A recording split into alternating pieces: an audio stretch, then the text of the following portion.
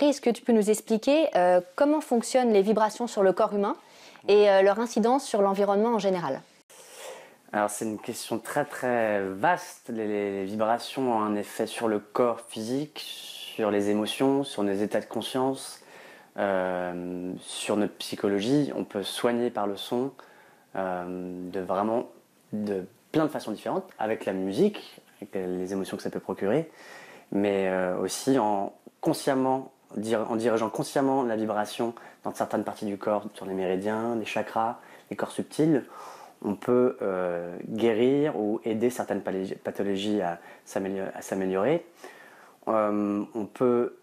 C'est-à-dire que l'incidence du son, elle est permanente. Tout autour de nous est vibration. On sait que la matière, au cœur de la matière même, il y a de la vibration.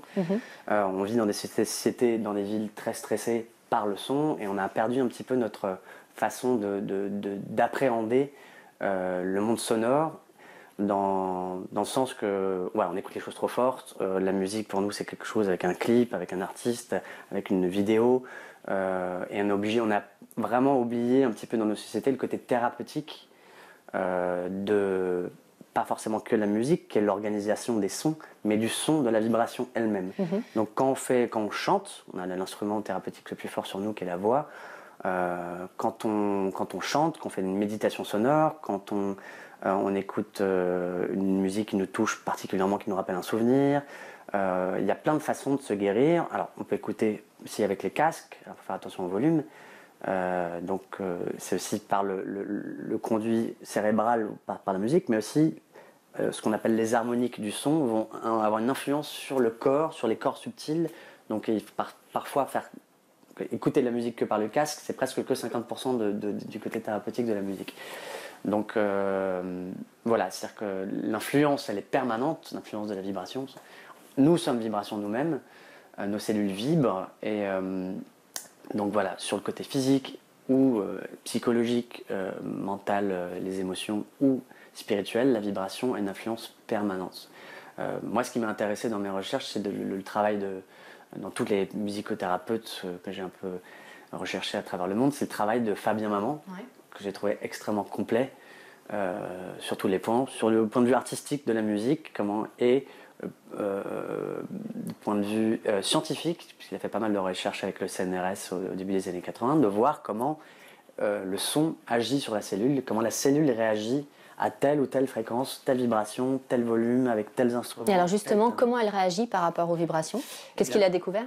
Ce qu'il a découvert, il a fait une expérience assez intéressante à Jussieu avec le CNRS où ils ont mis des cellules sous microscope avec un système pour pouvoir prendre des photos de Kirlian, des photos où on voit le champ électromagnétique des cellules au moment où il va jouer une note. Donc on la voit sous silence, la cellule, et où il n'y a pas de champ électromagnétique, et paf, dès qu'on envoie une note de musique, tout d'un coup, la cellule resplendit comme un mandala flamboyant avec des couleurs très très marquantes, turquoise, magenta.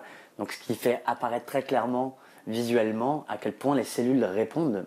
Donc les photos de Kirlian nous font apparaître très clairement le champ électromagnétique. On en a tous un, c'est ce qu'on appelle religieusement l'aura. C'est notre champ énergétique autour de nous, et qui est le témoin de notre santé. Donc sur une cellule un petit peu cancéreuse, etc., très simplement, elles ne vont pas avoir le champ électromagnétique qui s'anime tel qu'on peut le voir sur des cellules saines. Donc ça, c'est révélateur pareil sur notre santé, quand on fait du travail énergétique, parce que le travail sur le son, c'est un travail énergétique. On travaille sur les corps subtils et sur les chakras, les méridiens, c'est la médecine chinoise aussi. On peut voir, certaines personnes ont un champ énergétique déséquilibré, et par le son, on peut rééquilibrer tout ça. Donc voilà, moi l'expérience de Fabien m'a vraiment énormément parlé. Je pense qu'elle a inspiré beaucoup de gens, comme par exemple Emoto plus tard, quand il a fait ses expériences sur la mémoire de l'eau, où il a fait pareil, il a fait cristalliser l'eau, et après avoir fait écouter certaines musiques à cette eau. Et ça, c'est vraiment un travail qui était un peu dans la lignée de celui de Fabien, qui est très inspirant parce que visuellement on comprend très très bien, parce que la musique on la voit pas, on voit pas notre champ électromagnétique, donc parfois c'est un peu flou, mais tout individu peut comprendre que la musique a un effet très fort sur nos émotions, sur notre psyché, sur beaucoup de choses. Après, comment on dirige ça, comment on en fait une science pour vraiment soigner quelqu'un, c'est toute une autre chose. Voilà. Mais le travail de Fabien Maman, en tout cas, illustre très clairement ça. C'est qu'après, toutes les techniques qu'il a développées, dont celle avec les diapasons, que je trouve aussi très intéressante, étaient très compréhensibles. Tu peux nous en dire un peu plus de cette technique avec les diapasons? Ah oui, alors ça, je vais aussi raconter ces expériences qui m'ont vraiment marqué. C'est-à-dire que Fabien est un musicien, un très grand musicien, qui est pianiste, guitariste, et puis à un moment il a commencé à faire des études d'acupuncture, et il est devenu acupuncteur pour musicien au départ. Et il a voulu soigner un enfant qui était venu dans son cabinet, le fils d'un de ses patients. Mais il était petit, il n'osait pas lui mettre une aiguille. Et donc, au mieux de mettre une aiguille, il avait un diapason près de sa guitare.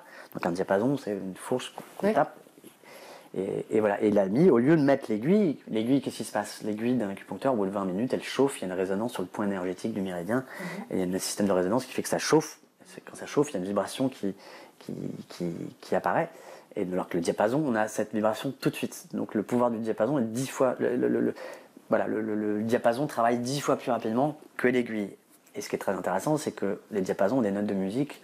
On a 12 méridiens qui sont assemblés à nos 12 organes vitaux. Et il y a 12 notes de musique. Alors ça pourrait être un hasard, sauf qu'il a développé tout un système de correspondance entre ces notes de musique et qu'on retrouve dans la médecine chinoise, dans la roue des éléments.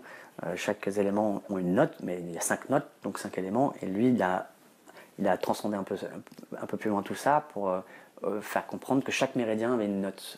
Donc après, il a développé des techniques sur les points maîtres d'acupuncture, sur différentes techniques. Il y en a entre 5 et 10 où on utilise des diapasons pour des pathologies très précises, ou comme quand vous allez voir un acupuncteur pour équilibrer le tout, ou quand on a une pathologie très concrète, un torticolis, un mal de dos, un lumbago, une sciatique, on va utiliser là 2 diapasons et on va se servir de la valeur expressive.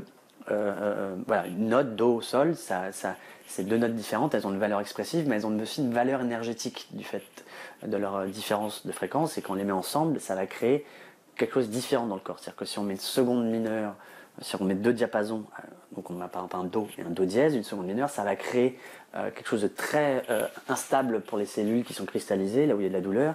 Donc ça va les décristalliser. Et puis après on va mettre une tierce. La tierce a cette vertu énergétique de disperser l'énergie.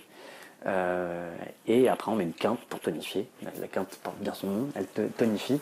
Donc par ces procédés, en utilisant 2 diapasons, on peut aussi vraiment soigner des pathologies physiques ciblées, très concrètes. C'est pas que pour rééquilibrer les corps subtils ou les méridiens, ou du travail qui est plus de longue haleine. Alors justement, toi, dans ta pratique au quotidien, comment tu utilises le son?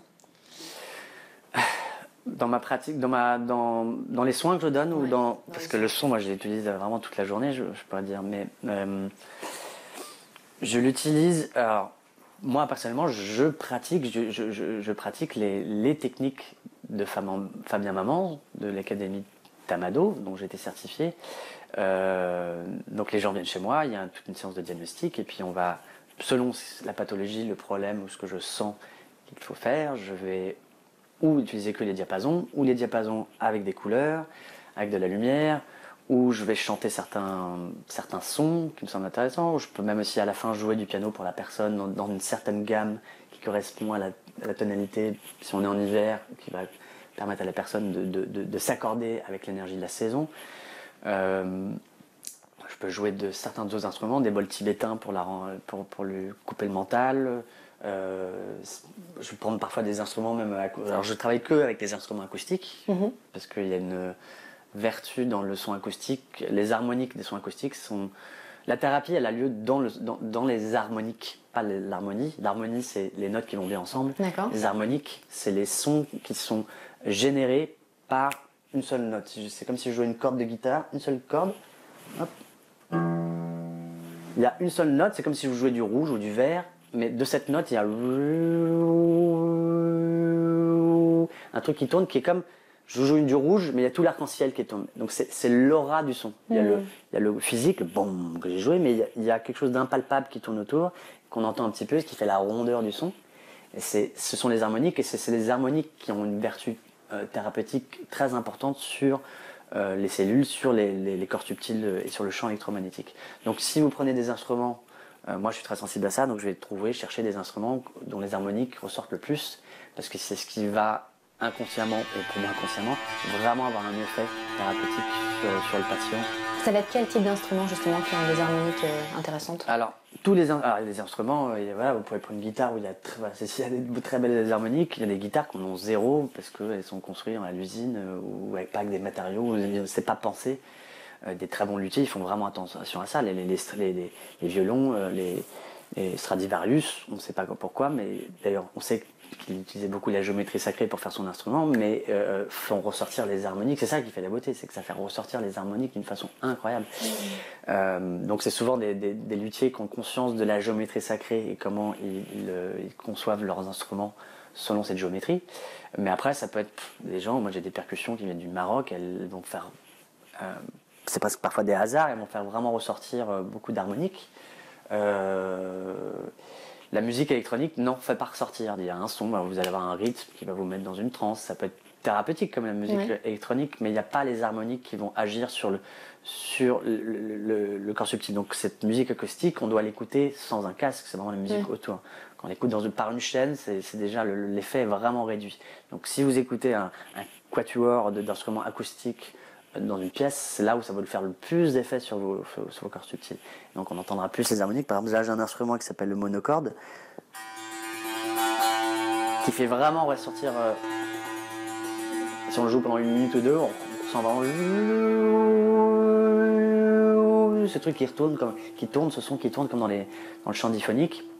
Voilà, donc parfois je peux aussi, pour le patient, jouer ça pendant un quart d'heure, 20 minutes, en faisant certains chants, et ça va l'induire dans un certain état de conscience qui va lui permettre une certaine forme d'auto-guérison.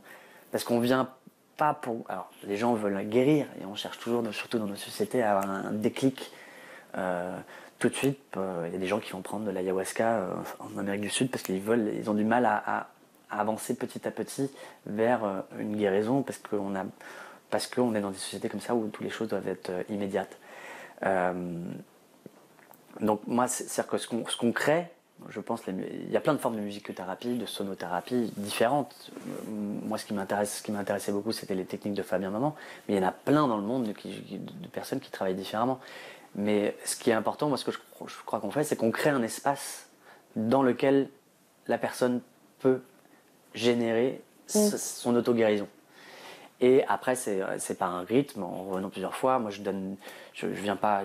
Parfois, on peut soigner vraiment quelque chose de un torticolis, quelque chose de très concret, ou quelqu'un qui a des insomnies, qui a des problèmes chroniques réguliers. Ça, on peut voir un progrès assez rapidement, mais c'est aussi parce que je donne, entre guillemets, des devoirs, des conseils à appliquer pour que la personne, chaque jour, puisse générer par elle-même des outils qui vont l'aider et qu'elle ne soit pas dépendante d'un thérapeute, que ce soit de celui-là ou après d'un autre médecin, d'un médicament. On est tous dépendants à quelque chose. Donc voilà, on a l'instrument le plus thérapeutique sur nous-mêmes, chaque être humain, et on l'oublie parce qu'on pense que c'est fait pour les divas sur scène, etc. La voix est l'instrument le plus thérapeutique. Donc moi, je conseille aux gens de faire juste 10 minutes ou un quart d'heure le mot peut faire peur, méditation sonore, mais en tout cas de se poser et de faire un son.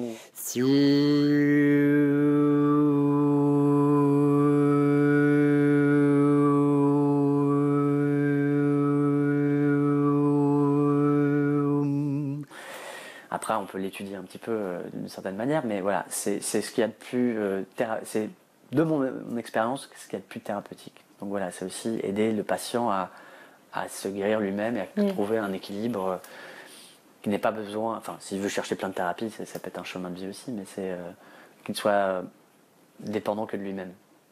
Est-ce que tu peux nous expliquer comment se passe une séance quand on vient te voir? Oui, alors déjà, on m'appelle, on prend rendez-vous. Il y a toujours la première fois, quand c'est quelqu'un que je ne connais pas du tout, comme une période de diagnostic, voilà, c'est comme avec Fabien Maman, on étudie beaucoup la médecine chinoise, donc il y a comme quand vous allez voir un acupuncteur, il y a un diagnostic énergétique pris par la prise des pouls. On va vraiment mesurer le pouls de chacun des organes et voir les équilibres et le déséquilibre selon la médecine chinoise, et qu'il faut les rééquilibrer. Et puis il y a beaucoup de choses qui vont me dire, le regard de la personne, la peau, la stature, l'agitation, qui vont me dire des choses sur son état physique en ce moment, mais aussi sur son tempérament. On a tous des tempéraments différents, donc il y a des soins qui sont plus ou moins bien faits pour certains types de tempéraments, plutôt agités, très actifs, réactifs, émotionnels. Donc il y a des techniques qui sont faites selon les tempéraments, et puis après il y a les choses que vont me dire la personne. Voilà, j'ai tel problème, donc on va cibler. Et puis les choses qu'elle va pas me dire non plus, que consciemment ou inconsciemment je peux ressentir, et qui vont guider aussi le travail énergétique. Donc voilà, après il y a des techniques avec les diapasons, et des techniques avec du toucher thérapeutique, selon ce que je ressens. Donc les gens qui ont plus un bouleversement émotionnel, ou qui ont des sensibilités très émotives, etc., par exemple, pour une première séance, c'est quelque chose, alors qu'ils pensent venir ici pour du son, je vais travailler beaucoup avec le toucher thérapeutique sur les points maîtres d'acupuncture. Qu'est-ce que c'est exactement le toucher thérapeutique? Il y en a plusieurs formes, le shiatsu, on a une, etc.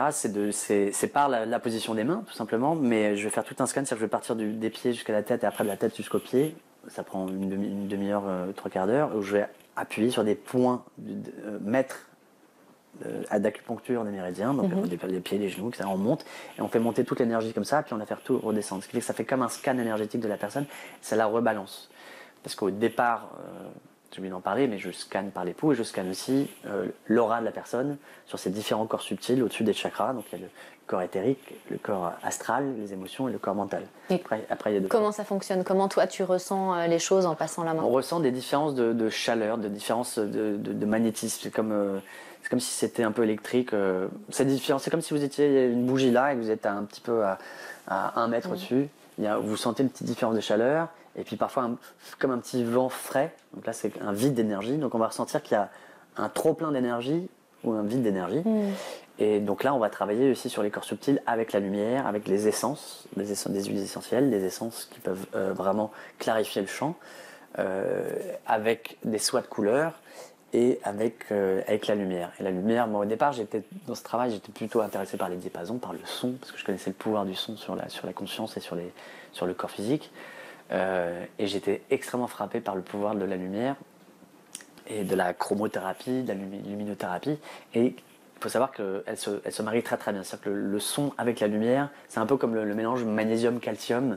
L'un aide à fixer l'autre. Donc souvent, moi je travaille avec un diapason et puis une lampe de lumière pour fixer la vibration dans les méridiens pour que le chi circule beaucoup mieux. Et c'est au départ, j'étais un peu sceptique et j'ai vu des résultats très très très performants avec la lumière. Donc le couple vibration-lumière est très très très intéressant. Donc voilà, il y a le travail évidemment, donc toucher thérapeutique avec les diapasons, avec la lumière, et puis avec tous ces instruments, et puis beaucoup avec le chant. Puis ça va, puis je chante moi. C'est pas des mots, hein, c'est vraiment des chants avec beaucoup d'harmonique pour certains endroits du corps, ou quand la personne on a fini le soin, pour induire un certain état émotionnel ou de conscience altéré. Voilà, donc c'est aussi beaucoup par la voix. Et puis aussi dernièrement, j'utilise une des dernières techniques de Fabien Maman qui est vraiment merveilleuse, qui s'appelle la musique du ciel. C'est de l'astrologie musicale. Donc c'est mettre un thème astral en musique. Voilà, on aura peut-être la possibilité d'en parler après, mais c'est une des techniques que j'utilise pour soigner. Voilà. D'accord. Est-ce qu'il y a des pathologies physiques ou psychiques qui répondent mieux à ta thérapie, entre guillemets? Non, je dirais plutôt que c'est plutôt il y a des individus qui y répondent mieux ou pas. C'est-à-dire que tout dépend vraiment de leur écoute, l'écoute de leurs sensations, de l'écoute du soin même, de ce qui se passe. S'ils sont vraiment présents, ils ouvrent une porte pour que la vibration va faire son travail de toute façon. Donc il va se passer quelque chose. Les gens qui soient ouverts ou pas à ce genre de thérapie, ça fait quelque chose, même pour les plus sceptiques. J'ai vu des gens même pleurer à bout de 30 secondes de diapason alors qu'ils y croyaient pas. Donc il se passait des choses vraiment impressionnantes. Mais il y a des gens qui sont, selon leur pathologie, leurs problèmes dans la vie, plus ou moins enclins à vraiment s'investir dans leur transformation. Donc dans ce cas-là, ils sont un peu à l'écoute. Le lendemain, ils vont écouter, ah, je me sens quand même vraiment différemment aujourd'hui. J'ai beaucoup mieux dormi depuis une semaine. Alors souvent quand on va bien, on s'en aperçoit pas qu'on va bien. Souvent quand on a mal le crâne, pas possible, qu'on se dit, qu'est-ce que je vais bien quand je suis normal en fait. Donc l'homéostasie est vraiment importante à mesurer, c'est-à-dire notre rapport, notre équilibre quotidien. Donc dès qu'on est un peu déséquilibré, c'est important d'être à l'écoute des sensations de notre corps et comment on se passe pour voir comment certaines choses ont évolué. On pourra dire c'est tel médecin grâce à lui, ou c'est parce que j'ai rencontré l'homme de ma vie, ou c'est parce que je suis parti en voyage une semaine, ou parce que j'ai commencé à changer mon alimentation. Il y a plein de facteurs. Le facteur le plus important, c'est l'engagement de la personne dans le fait qu'elle veut aller mieux. Ou sinon elle veut pas aller mieux et elle va chercher des milliards d'autres solutions en pensant que ça va toujours faire un déclic, et comme elle voit pas le déclic tout de suite, ça marche pas. Donc il y a des gens qui sont plus ou moins réceptifs. Alors après, quand c'est des pathologies physiques, où c'est un vrai problème physique et qu'il y a une solution immédiate, ce qui arrive, parfois avec la lumière, quelqu'un qui est venu avec des béquilles chez moi parce que c'était tordu la cheville, c'était fait une entorse très violente sur la cheville, et moi j'étais venu pour autre chose au départ, mais c'était ça la veille, avec des béquilles, et puis pendant le soin je lui ai juste apposé une lumière orange sur la cheville, et puis on ressort à la fin du soin, elle s'est levée pour aller se laver les mains, et de la table à la salle de bain, elle est partie en marchant, elle s'en est même pas aperçue. Donc voilà, il y a des trucs qui... Bon, elle est repartie comme avec les béquilles, et il fallait travailler un petit peu ça, mais il y a parfois des choses qui sont immédiates. Des problèmes de peau, de gens qui ont des problèmes de peau, les dermatos souvent ne savent pas trop ce que c'est, parce que ça mute toujours, mais voilà, quand on fait circuler le feu, selon la médecine chinoise, avec les diapasons, le feu qui n'arrive pas à sortir du corps, par ou la joie ou la colère, quand il reste à l'intérieur, on peut le faire circuler d'une certaine façon, qui fait que les maladies de peau disparaissent, ou en tout cas s'amoindrissent. Donc ça veut dire qu'il y a pour certaines personnes ou certaines pathologies, ça va être des thérapies brèves, entre guillemets, qui vont durer une séance, et d'autres qui peuvent durer longtemps. Comment est-ce que ça se... Oui. Enfin, parfois c'est des gens qui me conseillent, qui ont beaucoup aimé et qui conseillent, qui veulent que leur mari ou que leur ami ou que leur cousin qui va pas très bien viennent. Donc il y a des personnes qui viennent à moi alors que c'était pas leur intention, et bon, ils sont curieux, mais bon, il y en a qui reviennent parmi ceux-là, mais pas tous. Le fait de venir, je pense que les gens viennent ici, la pathologie est parfois secondaire. C'est-à-dire qu'ils viennent, la notion du son, quand on a ressenti que la vibration avait une résonance avec notre âme, par un concert dans une église, par un concert n'importe où, parce que quand on danse on est bien, etc. Quand on comprend à quel point la musique peut nous faire vibrer et on est en résonance, il y a, au-delà de la pathologie du problème physique qu'on a, les gens qui sont intéressés par la thérapie par le son, c'est qu'ils veulent aussi élever leur vibration, la vibration de leur âme, ils veulent améliorer, ils veulent être plus harmonieux dans la vie. Voilà, l'harmonie s'entend tellement dans la musique qu'ils comprennent qu'il y a peut-être quelque chose à explorer là-dedans. Donc souvent, parfois c'est la pathologie, c'est comme le petit chien qui va amener le maître voir le thérapeute, mais toujours derrière ça, il y a toujours quelque chose d'autre. Et les gens, alors, je vais leur donner des conseils sur les méditations sonores, sur d'autres choses, ou eux vont m'apprendre des choses, c'est toujours un échange. Et dans ce cas-là, on rentre dans un travail où les gens reviennent, pas pour une pathologie qui reviennent, mais aussi pour travailler leur musicalité, même s'ils ne sont pas musiciens, mais à être plus harmonieux dans la vie. Là, il y a un suivi qui est beaucoup plus long et que j'improvise aussi. Ouais. C'est presque du coaching finalement.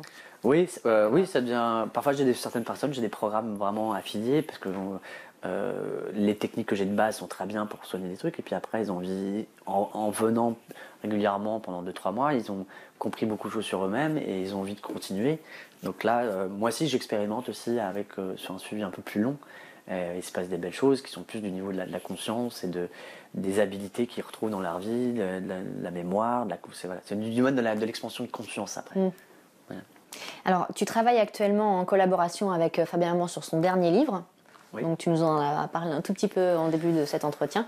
Est-ce que tu peux nous en dire un peu plus ? Oui, ça a été une très belle histoire. J'ai eu l'honneur de pouvoir traduire en français son livre La musique du ciel, qui est vraiment un peu l'apothéose de son travail, parce que c'est évidemment sur tout le travail énergétique. On parle beaucoup aussi des corps subtils, de la thérapie par le son, mais c'est aussi toute sa vie de musicien et de thérapeute et d'astrologue. Donc et voilà, le livre se conclut par une technique, comment on met un thème astral. Voilà, on peut en voir un ici, on verra ça peut-être plus tard, un thème astral, comment on le met en musique, comment chaque planète dans telle maison, dans tel signe du zodiaque, etc., correspond à une note. C'est pas Pluton c'est égal à un sol dièse ou Uranus c'est un do, c'est-à-dire que parce que tout est en mouvement. Donc souvent je vois des bols tibétains, c'est le son de Saturne, bon d'accord, pourquoi pas, mais tout est mouvement. Enfin, il faut toujours se souvenir de ça dans le travail énergétique, tout bouge. Donc c'est difficile, même des concepts avec les diapasons, les choses peuvent être un peu à chaque fois transcendées, parce que les gens ont des énergies qui bougent selon les époques. Voilà, donc le mouvement des planètes bouge, mais donc telle planète dans telle maison, dans tel signe, va correspondre à telle note. Mais si elle était un peu plus loin, elle correspondra à une autre note. Donc ce qu'il a fait, c'est qu'il a superposé le zodiaque, donc les constellations qui sont autour de nous à 360 degrés, le cycle des quintes de la musique, c'est la façon dont les notes se génèrent les unes aux autres, et la loi des éléments chinois. Donc en superposant ces trois cercles, il a créé toute une technique où on peut très clairement mettre des notes sur un thème astral. Donc après, je joue pour la personne son thème astral. Donc c'est pas une clé, au départ ça sonne vraiment un peu dissonant, et comme un astrologue peut voir les oppositions entre les planètes, qui vont créer un peu de friction, un challenge dans la vie de la personne qui devra plus ou moins karmiquement résoudre, là on va l'entendre. Il y a une vraie correspondance après quand on joue, les notes, dès qu'il y a une opposition entre les planètes, ou un carré, paf, on l'entend, et voilà, on peut dire à la personne, bah, tu vois, ce que tu entends, c'est Pluton en maison 4, etc. Donc un très bon astrologue pourrait dire, bah, ça correspond à ça, à tel signe, à telle chose, mais on l'entend. Donc les gens finissent par entendre la vibration sur laquelle ils sont nés, et... Est-ce qu'ils perçoivent, quand tu vas jouer leur thème astral, entre guillemets, leur thème natal, est-ce qu'ils perçoivent les disharmonies ou pas, vu que c'est le leur? De bonne question, c'est très subjectif, c'est-à-dire que moi je me suis aperçu en réécoutant avec des personnes, oh celle-ci elle est quand même bizarre cette note, et les gens disent ah non, oui elle est un peu tendue pour eux, mais ça les dérange pas. On a tous une appréciation différente des consonances et des dissonances. Donc il y a des dissonances qu'on va vraiment pas supporter, certaines personnes, et d'autres, mais selon comment elles ont été amenées harmoniquement par d'autres notes avant. Et voilà. Et donc c'est justement à certaines personnes, c'est parfois bien de leur dire ouais, c'est cette note là que je trouve très bizarre, et puis elle dire ah bah non moi je l'aime bien. C'est assez subjectif bien sûr, et c'est un travail. La musique, le fait de l'entendre, on peut le dire, on peut pointer les notes qui nous sonnent un peu bizarres, mais après on fait plusieurs tours du zodiaque, c'est-à-dire que je vais jouer la première fois telle quelle, et puis plus ça va, plus on l'harmonise, puis on montre par l'harmonie musicale comment devenir musical dans la vie, c'est-à-dire nos angles un peu aigus de nos caractères, etc. Et quand on en a pris conscience, quand on a 5 ans, on ne sait pas, on blesse les gens, etc. Quand on en a conscience, la musique nous montre comment arrondir. Ça ne veut pas dire le couper, parce que c'est une partie de notre... On est un diamant, on a une facette, la lumière passe à travers nous, à travers différentes facettes, et voilà, on a des angles du diamant qui peuvent plus ou moins être pointus, et le but c'est de pas de nous changer, mais on en a conscience, donc comment, quand je tourne ça et que je peux taper quelqu'un sans faire exprès, comment je peux l'arrondir. Donc je joue tout le début tel quel, et plus ça va, plus je vais tourner, et plus je vais l'harmoniser pour montrer à la personne comment on peut harmoniser, comment elle peut s'harmoniser elle-même.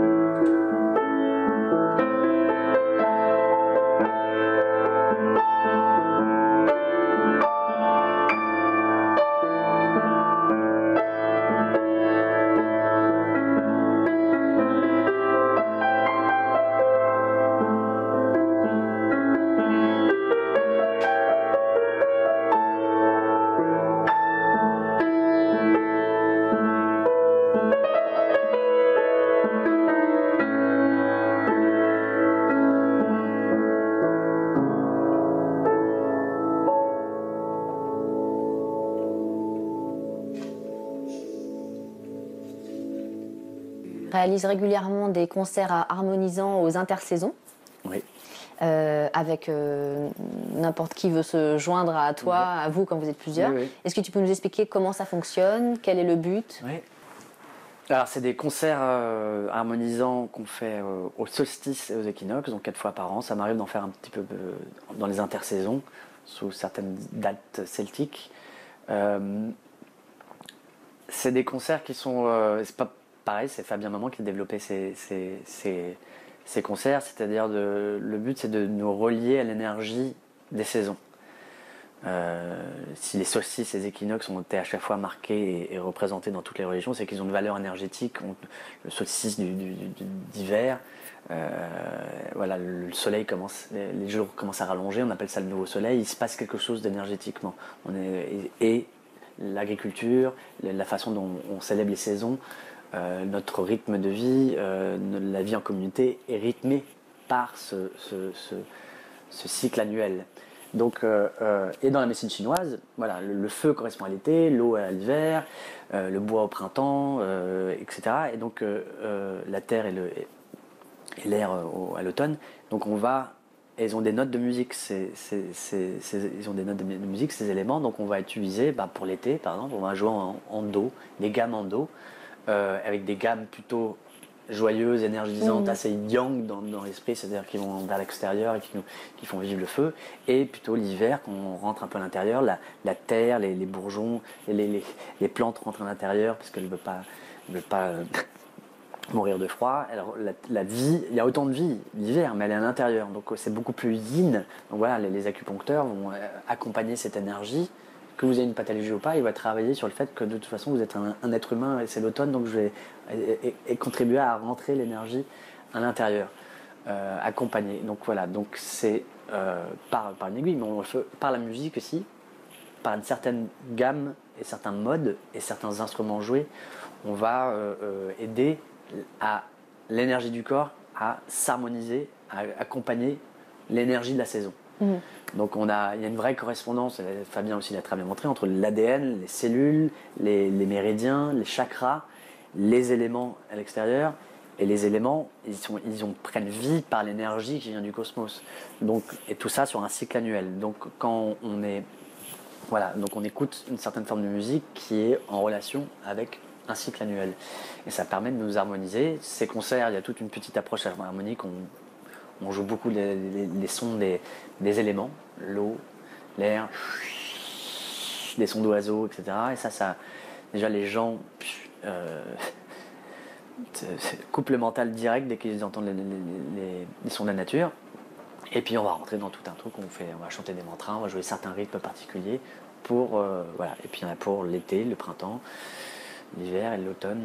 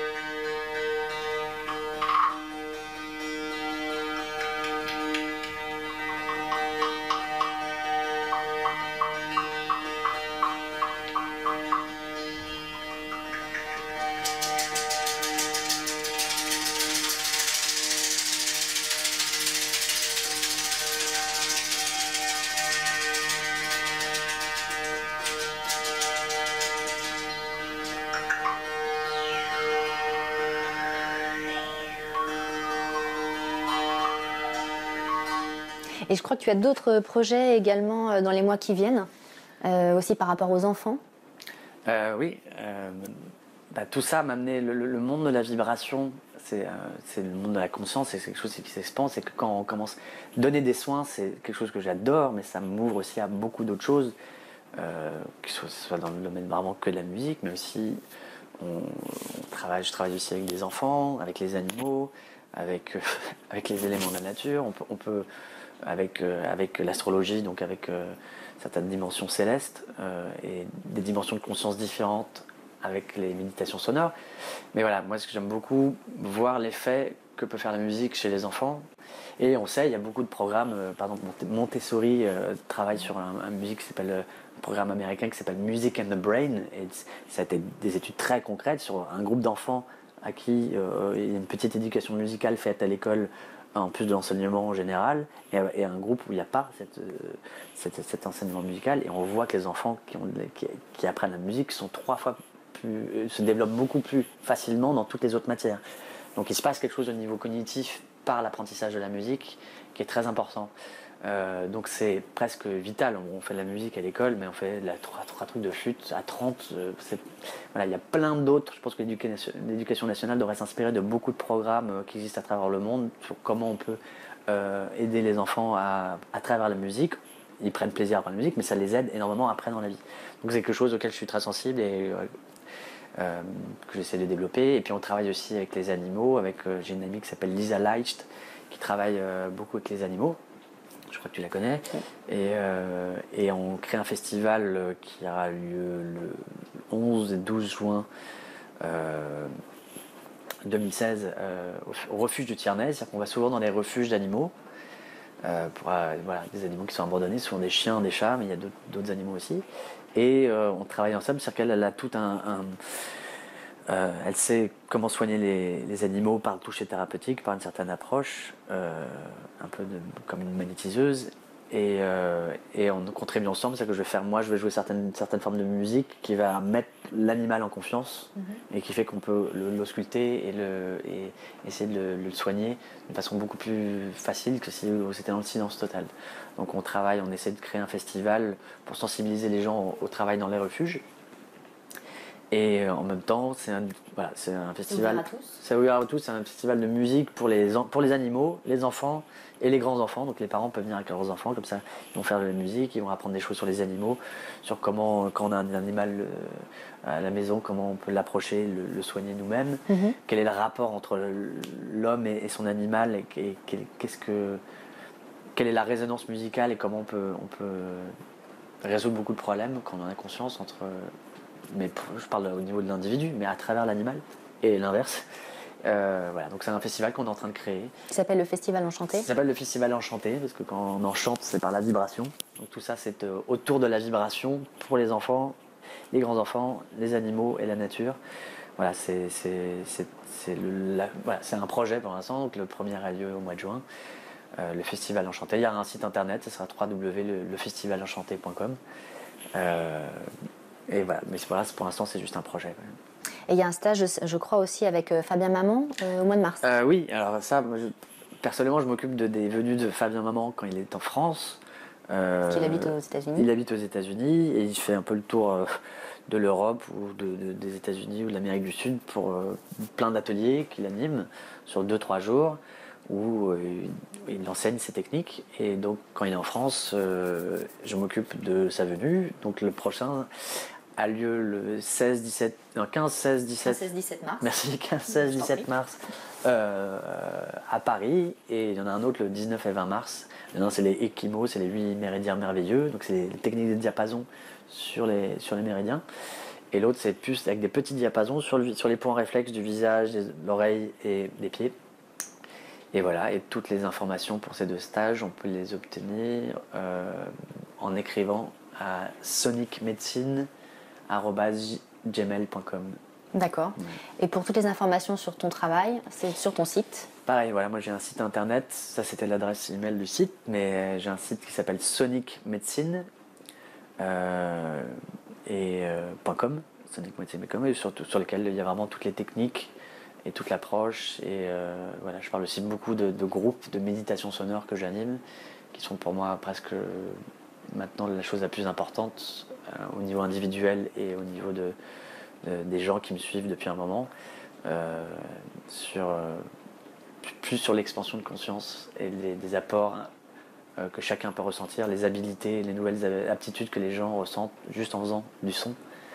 Déjà, ils se guérissent par la vibration, mais après, ils arrivent à développer leur personnalité et leur chemin de vie grâce aux méditations sonores. Donc ça, il y a beaucoup d'informations aussi sur le site. C'est quelque chose que je développe de plus en plus. Ouais. D'accord. Merci beaucoup, François-Marie. Merci à toi.